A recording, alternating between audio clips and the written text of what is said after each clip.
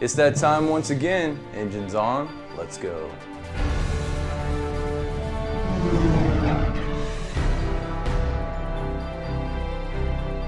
Welcome back to another weekly episode of The Whole Truth. My name is Wes, and it's my job to bring you relevant Star Citizen news every week in a concise format. This is episode number 30. Let's do the RSI website recap. We start off this week with the $43 million stretch goal update. Every backer prior to this goal will receive the Omni Roll Combat Armor. This armor is a step above regular infantry armor and costs quite a bit more. It's the standard armor for Marines and is produced by Clark Defense Systems.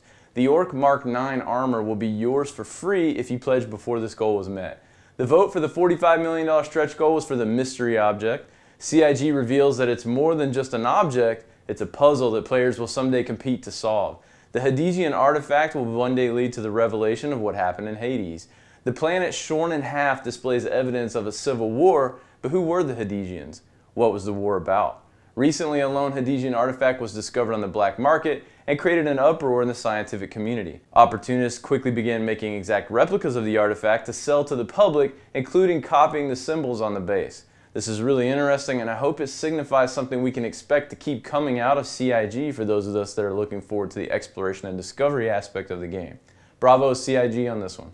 We got the absolutely massive CIG monthly report, and this time it's got some pretty nice information inside. These reports are a big rundown of what each studio involved in Star Citizen has been doing for the previous month. There's mentions of variants for the Freelancer, Avenger, and Cutlass, but no concrete details, as well as name dropping of some other ships, which actually became a reality on the ship's stat page update that we'll go over in a bit. It was reiterated that combat will feature a cover mechanic, including the ability to lean out of cover to fire. Combine that with the promised zero-G combat, and there's a lot of animation work yet to be done. EVA suits have gained some cool-looking thruster effects, and the team working on the FPS module, Ilphonic, said that the big hit around the office is using the magnetic boots. Apparently they're letting you walk up walls, across ceilings, and pretty much anywhere there's metal. Internal playtesting for the FPS module is about to begin. Moon Collider, the team building the AI for Star Citizen, talks a little bit about the difficulty moving from the Hornet to the Scythe because of the Scythe flying quite differently and using different maneuvers. This means that different races and different types of ships will have different tendencies when flying, and you'll have to learn those if you want to excel. TNGS episode 11 and 12 dropped, and we're getting close to the end of this portion of the competition. This is the completed modeling and texturing phase, and the vote for the save will have already ended by the time this episode posts. I'm leaving a link in the info section for you to check up on the show and who made the cut. Good luck to the teams.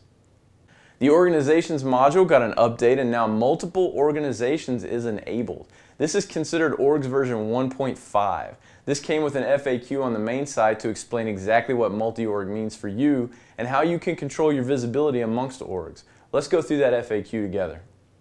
How can you be a part of more than one organization, and what's the difference between a main organization and an affiliation? Any backer of the game can be a member of up to 10 organizations at one time. You must choose one organization as your main organization, and the rest will be affiliations.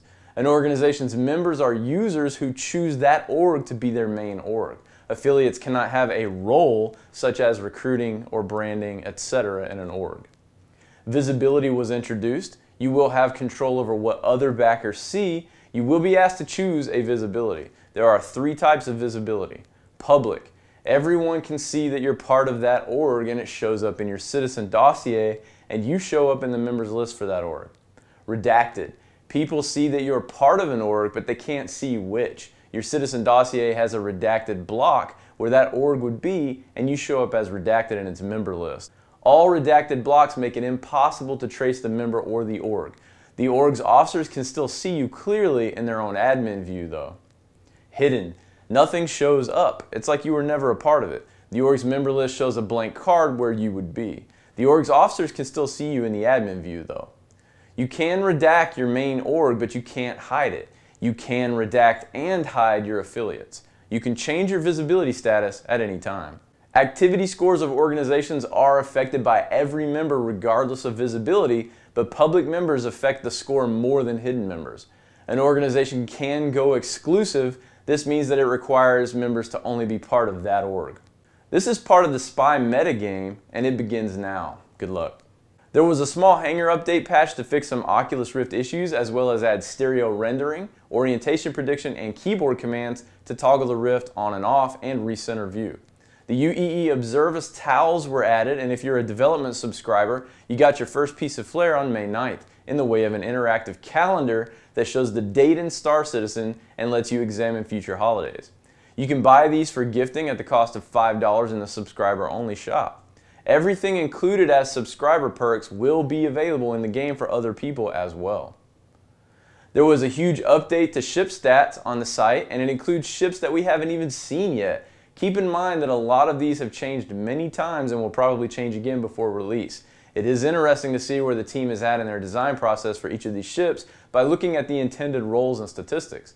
Of note, we see that the Avenger has a trainer variant added. We kind of knew that was coming. The Retaliator has two versions right now, the military and the civilian, and a whole bunch of new ships were added. These include the following. The 890 Jump, a luxury yacht from Origin at 70 meters long. The Vandal Ankar medium bomber at 30 meters long. The Anvil Karak exploration ship at 60 meters long. And this one will rustle your jimmies a bit. The F8 Lightning from Anvil, described as the next generation super space superiority fighter designed particularly to fight the Vandal. This is a more nimble, more heavily armed fighter than its F7 Hornet predecessor. Goodbye Hornet, hello Lightning. The Drake Herald small info runner at 17 meters. The Misk Hull C smuggling ship at a massive 225 meters. That's only 13 meters shorter than the Idris. A massive smuggling frigate. Excellent. The Banu Merchantman at 100 meters.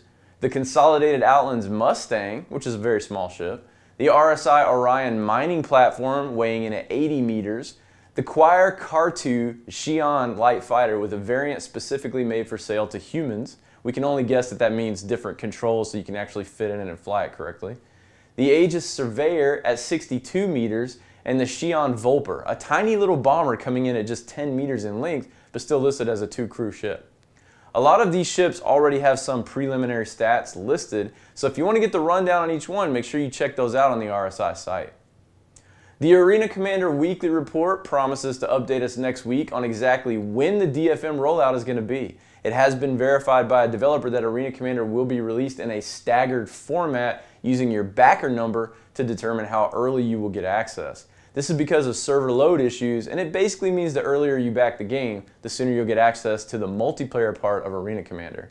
The plan from the team is to make the single player against the AI available to everyone from the start, but multiplayer server access in increasing numbers in order of backer number.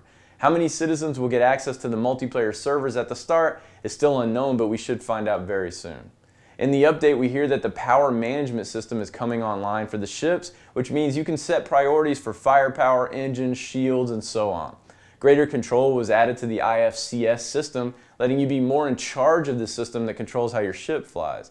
You can basically fly the ship with the traction control off, allowing you to change the orientation of your ship without the IFCS dampening that rotation. The faster you go, the more out of whack you can get all these systems for some really high skill flying maneuvers. Can you say a Tokyo space drift? In the art and animation department, the team got the new scanned heads in and are in the process of getting those in-game, as well as fixing the cockpit animations for all the button pushes and reactions. In the programming department, the first version of the matchmaking service has been finalized. That's great news considering the issues we saw at PAX with multiplayer. The team has also been developing a new build system for quicker patches. At Foundry 42, the team is happy to report that Arena Commander is finally to a point where they are beginning to shift focus back to Squadron 42 and capital ship design. They're currently finishing up the balancing of the shield and weapon stats for the Scythe and the Hornet. And the team has also been finishing some tweaks to the controls for different joysticks and working on the HUD so it provides more feedback to the player. That wraps it up for the website recap. Let's do the Wingman's Hangar recap. Wingman's Hangar has been a bit short on solid new info for the past 2 weeks, but this week's edition included a whole bunch of stuff for subscribers. A lot of perks for subscribers are being added in the way of a subscribers only store, and the first of the promised flair in the form of a calendar item in your hangar. Imperator level subscribers will also get to help make a story for the game, get 2 pieces of each hangar flare, and get a chance to test the Vandal Scythe in Arena Commander. People went a little apey over this as usual with cries of "this isn't fair" among other things. Honestly, there's nothing huge here that you can't get in other ways, and if people want to pay a development subscription to help out, I have absolutely no problem with those people getting some extra flair and a chance to test a ship or two. Let's be honest here. You could already go and fly any ship that you might not even own yet via Anything FPS's mod, and a way to get every ship in your hangar has existed for a very long time. I don't see this as an issue at all. The Scythe test flight is a very limited thing for subscribers, and they do not own it in any way, shape, or form. I say, get that sand out of your butt and move on, soldier. Nothing to see here. What do you guys think about this subject? Let me know in the comments. I love hearing your opinions. We also get a chance to listen to a David Ladyman interview again in this episode. Mr. Ladyman has been on the show before, and he's a very interesting guy. He heads up the team that puts together the subscriber-only Jump Point magazine, and he does a bang-up job of it. We find out that he's working on the economy as well and has been tasked with making a board game of the economy so it can be physically simulated before they program it into the simulator. Very cool. I bet a lot of folks would be interested in actually owning something like that. I've been fairly big into board games myself from time to time. We actually did a full Mage Knight board game playthrough on my YouTube channel. My favorite board game of all time is probably Arkham Horror and its expansions. This week's MVP was Tylenol86 with his thread One-Liners for the Verse, where people are posting one-liners, some classics, some related to Star Citizen. Thanks Tylenol for your contribution. Let's do some forum feedback. Will we be able to toggle between first-person and third-person view in combat, and if so, how would you make it even for those who don't want to use third-person view at all? Rob said the real crucial thing is it is very difficult without the radar. If you're in third person, you get no radar and no HUD. You can see a little more, but not as significant as you might think. I was wondering if hangars can come under attack or not. I see some asteroid hangars and one would think you could blow them up. If so, will they have automated systems to repel invaders? Can they be boarded? Rob said no, your ships are safe when they are in your personal hangar. I'm just wondering, how will we identify ships in the verse? Will we be shown the names of characters in the ships, or will we just see a ship ID and our computer will tell us who owns that ship? Rob said you'll definitely see a ship ID. Whether you see who's inside it right away will depend on your scanners. Will we be encountering alien technology so vastly beyond our comprehension that we will have no clue what it is or how it works? And if so, can we sell it on the black market?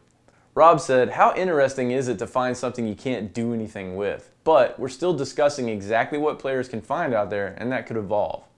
It's been said before that the Banu do some trading with the Vanduul. Does that mean we will be able to buy Vanduul ships and equipment from the Banu? Rob said, what happens if my Scythe gets damaged? Go to the Banu. They might just have some parts. I'm not sure that they're going to have ships because I doubt the Vanduul go around selling their ships, but you never can tell. It is already said that players can run factories in Star Citizen, but will we be able to have our own dealerships for collected goods? Rob said we will definitely have ways for players to sell their stuff. When version 1 of the DFM is released, will it run off a primary server, say in the US, or will additional regional servers go live as well so Aussies can enjoy some low ping? Rob said we're going to be starting the DFM in the cloud so it will be distributed globally. Everyone can play. How much content will a player who only wants to engage in PvE be able to experience compared to others who are willing to combat other players? Will players be forced to fight each other in more lawless systems regardless of their preferences? Rob said the slider is a preference, it is not an absolute. No matter how far you take that slider, you can never prevent PvP content. There will always be plenty of content for both types of players. When you do get to lawless areas, there is certainly a danger of running into pirates. There's confusion regarding the FPS module's cover mechanic. How is it going to work, and will we have prone stances? Rob said, I went straight to the people, we won't name, Ilphonic, so there's a snap cover. We'll probably have some auto version of that as well. When you're in cover, you can move around, you're not stuck in a position. Prone, yes. I was curious if you could elaborate on the level of economic gameplay available. While the space combat portion looks awesome, I have my concerns that there isn't a lot of depth to the economic side of the game. Rob said, if only you could see. The really simple, elegant answer that Chris gave to this question is, we give every part of the game equal attention. Just because dogfighting is coming to you first doesn't mean it's the only focus. The economy will get plenty of love. We're running one of the most complex simulations I've ever seen in a game. Given the modular nature of the Caterpillar, can the length of the Caterpillar be modified by these modules and potentially add weapons, hardpoints, or special ramming attachments? Rob said, I don't envision that you're going to have an 18-kilometer long Caterpillar, but there are definitely distinct pieces that go in those modules already, so there will probably be variations on those available. That wraps up Wingman's Hangars forum feedback. Let's see what Chris had to say on 10 for the chairman. We had some really old questions that have been asked and answered 1,000 times over, so we're going to leave some of those out. A lot of them are extremely common sense. To give you an example of the kind of thing I'm leaving out, I'll do the first one that I would have left out, so you can trust that you aren't missing anything important. Will there be collision in dogfighting? If yes, will the colliding ships sustain damage? Chris Roberts said yes, there is definitely collision in the dogfight and you do sustain damage. Moving on. When we buy another ship in the game, do we trade our old one in if we want to? Also, on the old ships that might be traded in by other players, will we be able to buy used ships or are they taken down to their elements and sold as scrap metal? Chris Roberts said, when you buy another ship in the game, I think you will have the option to trade it in or keep it. It's a good idea to keep it though because ships are very role specific. We are going to have secondhand ships, and I would assume that some that get traded in get turned into scrap metal because there's only so much inventory we want to keep out there in the persistent universe. Will there be anything that retards the velocity of our ships in space artificially? Chris Roberts said no. As long as you don't change direction, you're not really firing your thrusters, and fuel is only used when firing thrusters. Will we be able to name our ships, and will this be visible to other players in the form of decals, targeting information, etc.? Chris Roberts said yes, you will be able to name your ships, and we plan to have the ship's name on a decal, so you should be able to see it on the ship's hull, and it should show up in the targeting information. Awesome, so that is finally confirmed. Will there be missions in Star Citizen that incorporate both ground and space objectives? Chris said yes, that will be the case in Squadron 42 and the persistent universe. You could encounter aliens on derelict ships and get mugged on seedy planets, etc. Will we be able to modify our missiles and torpedoes for faster speed or bigger payloads? Chris said you won't be adjusting parameters in individual missiles, you would just buy a different kind of missile. You can get one that's faster or has a bigger payload, etc. That wraps it up for all the Q&A. Let's do some other news. In other news, Moon Collider, the group responsible for the AI in Star Citizen, put up 3 videos going under the hood of their AI named Kythera. I've personally never seen this kind of stuff in detail before, and it's extremely impressive to me. The first video shows us the ships mimicking human behavior with a debugging mode turned on so you can see what the ship's AI pilots are actually thinking and therefore doing. The individual AI pilots are selecting their targets based on what's happening around them and then employing strategies that work. The second video shows off behaviors changing to exploit the weaknesses and using dynamically generated splines to perform maneuvers. The AI ships choose from a library of maneuvers to execute in appropriate situations. The third video gives us a peek at the debugging tools that help the team observe exactly what's going on. I love these videos for one because we get to see more dogfighting stuff from a different perspective, and two, because this is a part of the process I've never actually gotten to see before in any game. I'm glad that CIG has an entire team creating an AI specifically for this game, and I'm optimistic that it's going to be great. The r/Star Citizen post of the week goes to xAnimusX for his post 10 Reasons Why the DFM Will Be Amazing. The reason I chose this post is because of the positivity involved. I think most of us get a little tired of the constant freak out sessions people have over every little tiny bit of information that comes out that they might not have been expecting or they want it to be a different way. Everyone should give this thread a read, join in on the conversation, and let xAnimus know that you appreciate his positivity. Thank you xAnimus for the positive and informative post. 10 out of 10, would read again. And with that, another week has passed and we're that much closer to Arena Commander.